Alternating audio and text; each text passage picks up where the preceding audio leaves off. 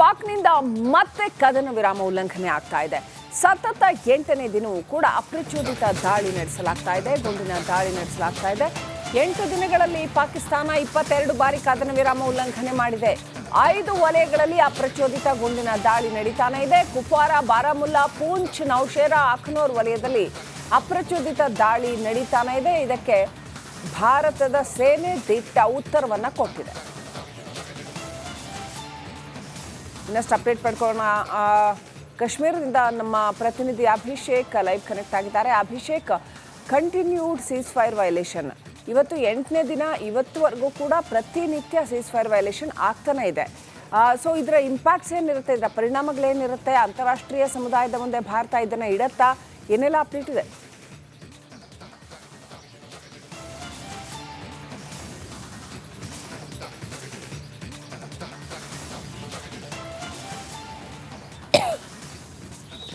ಶ್ರೀಲಕ್ಷ್ಮಿ, ಖಂಡಿತವಾಗಿಯೂ ಅಂತಾರಾಷ್ಟ್ರೀಯ ಒಂದು ಏನು ಏಜೆನ್ಸಿಗಳಿದೆ ಅದರ ಮುಂದೆ ಇದನ್ನು ಇಡುವಂಥ ಅಷ್ಟೂ ಸಾಧ್ಯತೆಗಳಿದೆ. ಯಾಕೆಂದರೆ ಸೀಸ್ ಫೈರ್ ಅನ್ನೋ ಪದದ ಅರ್ಥವನ್ನು ಮರೆತಿರುವಂಥ ಪಾಕಿಸ್ತಾನ ಪ್ರತಿ ಬಾರಿ ಅಪ್ರಚೋದಿತ ದಾಳಿಯನ್ನು ಮಾಡ್ತಾ ಇರೋದ್ರಿಂದ ಇಲ್ಲಿ ಭಾರತದಿಂದ ಕೂಡ ಪ್ರತ್ಯುತ್ತರವನ್ನು ನೀಡಲಾಗ್ತಿದೆ. ಇನ್ನು ಲೇಟೆಸ್ಟ್ ಅಪ್ಡೇಟ್ ಏನಂದರೆ, ನಿನ್ನೆ ರಾತ್ರಿ ಉರಿನಲ್ಲಿ ಇನ್ನೊಂದು ರೌಂಡ್ ಸೀಸ್ ಫೈರ್ನ ಉಲ್ಲಂಘನೆ ಮಾಡಲಾಗಿರುವಂಥದ್ದು. ಸೊ ಈ ವಿಚಾರವನ್ನು ನಾವು ನೋಡಿದಾಗ ಖಂಡಿತವಾಗಿಯೂ ಸೀಸ್ ಫೈರ್ ಆಪರೇಷನ್ ಇರುವಂಥ ಸಂದರ್ಭದಲ್ಲಿ ಅಥವಾ ಸೀಸ್ ಫೈರ್ ಹಾಕಿರುವಂಥ ಸಂದರ್ಭದಲ್ಲಿ LOCನಲ್ಲಿ ಪದೇ ಪದೇ ಪದೇ ಪದೇ ಪಾಕಿಸ್ತಾನ ಈ ರೀತಿ ಬೇಕು ಅಂತಲೇ ಮಾಡ್ತಿದೆ ಅಂದಾಗ ಅದಕ್ಕೆ ಉತ್ತರವನ್ನು ನೀಡಬೇಕಾಗತ್ತೆ. ಇದನ್ನು ಯುನೈಟೆಡ್ ನೇಷನ್ಸ್ ಆರ್ಗನೈಸೇಷನ್ಸ್ ಇರ್ಬೋದು ಅಥವಾ ಅಂತಾರಾಷ್ಟ್ರೀಯ ಏಜೆನ್ಸಿಗಳ ಮುಂದೆ ಭಾರತ ಇದನ್ನು ಉಲ್ಲೇಖ ಮಾಡಿ, ನಾವು ಯಾವುದೇ ಕಾರಣಕ್ಕೂ ಕೂಡ ಶಾಂತಿಯನ್ನು ಪ್ರೀತಿಸ್ತಾ ಇದ್ದೀವಿ, ಆದರೆ ಪಾಕಿಸ್ತಾನದಿಂದ ಉಲ್ಲಂಘನೆ ಆಗ್ತಿರುವಂಥ ಕಾರಣದಿಂದಾಗಿ ನಾವು ಕೂಡ ವ್ಯತಿರಿಕ್ತವಾದಂಥ ನಿರ್ಧಾರವನ್ನು ಕೈಗೊಳ್ಳಬೇಕಾಗುವಂಥ ಸಾಧ್ಯತೆ ಇದೆ, ಅದಕ್ಕೆ ನಿಮ್ಮ ಅನುಮತಿ ಹಾಗೂ ಒಪ್ಪಿಗೆ ಬೇಕಾಗುತ್ತೆ ಅನ್ನೋದು ಪಾಯಿಂಟನ್ನು ಅವ್ರ ಮುಂದೆ ಇಡುವಂಥ ಸಾಧ್ಯತೆ ಇದೆ. ಸೊ ಕಾದು ನೋಡಬೇಕಿದೆ, ಮತ್ತೆ ಸೀಸ್ ಫೈರ್ ಉಲ್ಲಂಘನೆ ಆದಂಥ ಸಂದರ್ಭದಲ್ಲಿ ಯಾವ ರೀತಿಯಾದಂಥ ಪ್ರತ್ಯುತ್ತರವನ್ನು ಭಾರತ ನೀಡಲಿದೆ ಅಂತ. ಶ್ರೀಲಕ್ಷ್ಮಿ. ಅಭಿಷೇಕ್, ಡೀಟೇಲ್ಸ್ಗಾಗಿ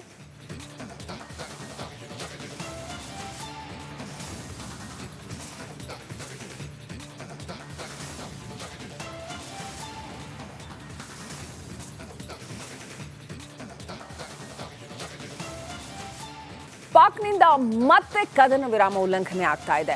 ಸತತ 8ನೇ ದಿನವೂ ಕೂಡ ಅಪ್ರಚೋದಿತ ದಾಳಿ ನಡೆಸಲಾಗ್ತಾ ಇದೆ, ಗುಂಡಿನ ದಾಳಿ ನಡೆಸಲಾಗ್ತಾ ಇದೆ. 8 ದಿನಗಳಲ್ಲಿ ಪಾಕಿಸ್ತಾನ 22 ಬಾರಿ ಕದನ ವಿರಾಮ ಉಲ್ಲಂಘನೆ ಮಾಡಿದೆ. 5 ವಲಯಗಳಲ್ಲಿ ಅಪ್ರಚೋದಿತ ಗುಂಡಿನ ದಾಳಿ ನಡೀತಾನೆ ಇದೆ. ಕುಪ್ವಾರ, ಬಾರಾಮುಲ್ಲಾ, ಪೂಂಚ್, ನೌಶೇರಾ, ಅಖ್ನೂರ್ ವಲಯದಲ್ಲಿ ಅಪ್ರಚೋದಿತ ದಾಳಿ ನಡೀತಾನೆ ಇದೆ. ಇದಕ್ಕೆ ಭಾರತದ ಸೇನೆ ದಿಟ್ಟ ಉತ್ತರವನ್ನ ಕೊಟ್ಟಿದೆ. ಇನ್ನಷ್ಟು ಅಪ್ಡೇಟ್ ಪಡ್ಕೊಳ್ಳೋಣ. ಕಾಶ್ಮೀರದಿಂದ ನಮ್ಮ ಪ್ರತಿನಿಧಿ ಅಭಿಷೇಕ್ ಲೈವ್ ಕನೆಕ್ಟ್ ಆಗಿದ್ದಾರೆ. Abhishek, continued seize fire violation ಇವತ್ತು 8ನೇ ದಿನ, ಇವತ್ತುವರೆಗೂ ಕೂಡ ಪ್ರತಿನಿತ್ಯ ಸೀಸ್ ಫೈರ್ ವೈಲೇಷನ್ ಆಗ್ತಾನೆ ಇದೆ. ಸೊ ಇದರ ಇಂಪ್ಯಾಕ್ಟ್ಸ್ ಏನಿರುತ್ತೆ, ಇದರ ಪರಿಣಾಮಗಳೇನಿರುತ್ತೆ, ಅಂತಾರಾಷ್ಟ್ರೀಯ ಸಮುದಾಯದ ಮುಂದೆ ಭಾರತ ಇದನ್ನು ಇಡತ್ತಾ, ಏನೆಲ್ಲ ಅಪ್ಡೇಟ್ ಇದೆ?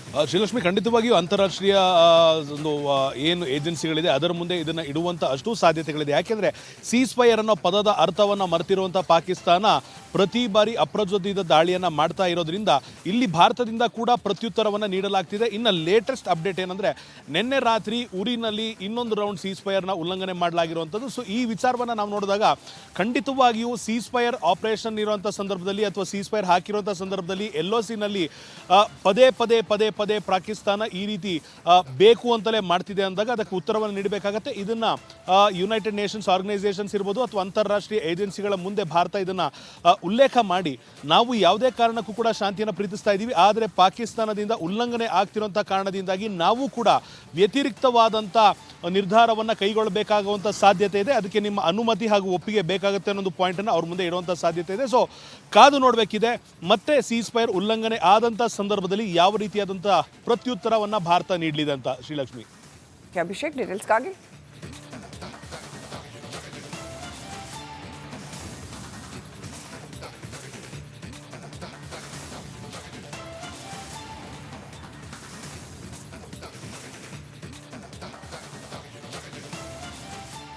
ಪಾಕ್ನಿಂದ ಮತ್ತೆ ಕದನ ವಿರಾಮ ಉಲ್ಲಂಘನೆ ಆಗ್ತಾ ಇದೆ.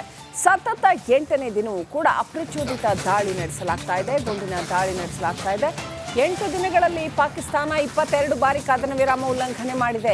5 ವಲಯಗಳಲ್ಲಿ ಅಪ್ರಚೋದಿತ ಗುಂಡಿನ ದಾಳಿ ನಡೀತಾನೆ ಇದೆ. ಕುಪ್ವಾರ, ಬಾರಾಮುಲ್ಲಾ, ಪೂಂಚ್, ನೌಶೇರಾ, ಅಖ್ನೂರ್ ವಲಯದಲ್ಲಿ ಅಪ್ರಚೋದಿತ ದಾಳಿ ನಡೀತಾನೆ ಇದೆ. ಇದಕ್ಕೆ ಭಾರತದ ಸೇನೆ ದಿಟ್ಟ ಉತ್ತರವನ್ನ ಕೊಟ್ಟಿದೆ. ಇನ್ನಷ್ಟು ಅಪ್ಡೇಟ್ ಪಡ್ಕೊಳ್ಳೋಣ.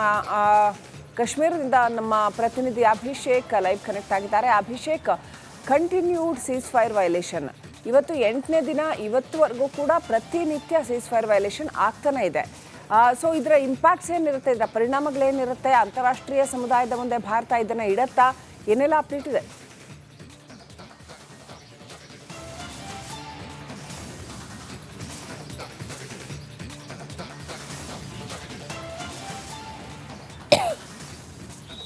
ಶ್ರೀಲಕ್ಷ್ಮಿ, ಖಂಡಿತವಾಗಿಯೂ ಅಂತಾರಾಷ್ಟ್ರೀಯ ಒಂದು ಏನು ಏಜೆನ್ಸಿಗಳಿದೆ ಅದರ ಮುಂದೆ ಇದನ್ನು ಇಡುವಂಥ ಅಷ್ಟೂ ಸಾಧ್ಯತೆಗಳಿದೆ. ಯಾಕೆಂದರೆ ಸೀಸ್ ಫೈರ್ ಅನ್ನೋ ಪದದ ಅರ್ಥವನ್ನು ಮರೆತಿರುವಂಥ ಪಾಕಿಸ್ತಾನ ಪ್ರತಿ ಬಾರಿ ಅಪ್ರಚೋದಿತ ದಾಳಿಯನ್ನು ಮಾಡ್ತಾ ಇರೋದ್ರಿಂದ ಇಲ್ಲಿ ಭಾರತದಿಂದ ಕೂಡ ಪ್ರತ್ಯುತ್ತರವನ್ನು ನೀಡಲಾಗ್ತಿದೆ. ಇನ್ನು ಲೇಟೆಸ್ಟ್ ಅಪ್ಡೇಟ್ ಏನಂದರೆ, ನಿನ್ನೆ ರಾತ್ರಿ ಉರಿನಲ್ಲಿ ಇನ್ನೊಂದು ರೌಂಡ್ ಸೀಸ್ ಫೈರ್ನ ಉಲ್ಲಂಘನೆ ಮಾಡಲಾಗಿರುವಂಥದ್ದು. ಸೊ ಈ ವಿಚಾರವನ್ನು ನಾವು ನೋಡಿದಾಗ ಖಂಡಿತವಾಗಿಯೂ ಸೀಸ್ ಫೈರ್ ಆಪರೇಷನ್ ಇರುವಂಥ ಸಂದರ್ಭದಲ್ಲಿ ಅಥವಾ ಸೀಸ್ ಫೈರ್ ಹಾಕಿರುವಂಥ ಸಂದರ್ಭದಲ್ಲಿ LOCನಲ್ಲಿ ಪದೇ ಪದೇ ಪದೇ ಪದೇ ಪಾಕಿಸ್ತಾನ ಈ ರೀತಿ ಬೇಕು ಅಂತಲೇ ಮಾಡ್ತಿದೆ ಅಂದಾಗ ಅದಕ್ಕೆ ಉತ್ತರವನ್ನು ನೀಡಬೇಕಾಗತ್ತೆ. ಇದನ್ನು ಯುನೈಟೆಡ್ ನೇಷನ್ಸ್ ಆರ್ಗನೈಸೇಷನ್ಸ್ ಇರ್ಬೋದು ಅಥವಾ ಅಂತಾರಾಷ್ಟ್ರೀಯ ಏಜೆನ್ಸಿಗಳ ಮುಂದೆ ಭಾರತ ಇದನ್ನು ಉಲ್ಲೇಖ ಮಾಡಿ, ನಾವು ಯಾವುದೇ ಕಾರಣಕ್ಕೂ ಕೂಡ ಶಾಂತಿಯನ್ನು ಪ್ರೀತಿಸ್ತಾ ಇದ್ದೀವಿ, ಆದರೆ ಪಾಕಿಸ್ತಾನದಿಂದ ಉಲ್ಲಂಘನೆ ಆಗ್ತಿರುವಂಥ ಕಾರಣದಿಂದಾಗಿ ನಾವು ಕೂಡ ವ್ಯತಿರಿಕ್ತವಾದಂಥ ನಿರ್ಧಾರವನ್ನು ಕೈಗೊಳ್ಳಬೇಕಾಗುವಂಥ ಸಾಧ್ಯತೆ ಇದೆ, ಅದಕ್ಕೆ ನಿಮ್ಮ ಅನುಮತಿ ಹಾಗೂ ಒಪ್ಪಿಗೆ ಬೇಕಾಗುತ್ತೆ ಅನ್ನೋದು ಪಾಯಿಂಟನ್ನು ಅವ್ರ ಮುಂದೆ ಇಡುವಂಥ ಸಾಧ್ಯತೆ ಇದೆ. ಸೊ ಕಾದು ನೋಡಬೇಕಿದೆ, ಮತ್ತೆ ಸೀಸ್ ಫೈರ್ ಉಲ್ಲಂಘನೆ ಆದಂಥ ಸಂದರ್ಭದಲ್ಲಿ ಯಾವ ರೀತಿಯಾದಂಥ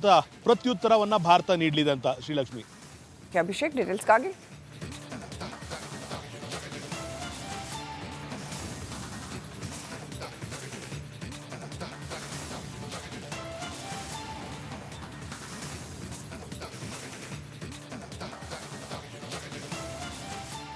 ಪಾಕ್ನಿಂದ ಮತ್ತೆ ಕದನ ವಿರಾಮ ಉಲ್ಲಂಘನೆ ಆಗ್ತಾ ಇದೆ. ಸತತ 8ನೇ ದಿನವೂ ಕೂಡ ಅಪ್ರಚೋದಿತ ದಾಳಿ ನಡೆಸಲಾಗ್ತಾ ಇದೆ, ಗುಂಡಿನ ದಾಳಿ ನಡೆಸಲಾಗ್ತಾ ಇದೆ. 8 ದಿನಗಳಲ್ಲಿ ಪಾಕಿಸ್ತಾನ 22 ಬಾರಿ ಕದನ ವಿರಾಮ ಉಲ್ಲಂಘನೆ ಮಾಡಿದೆ.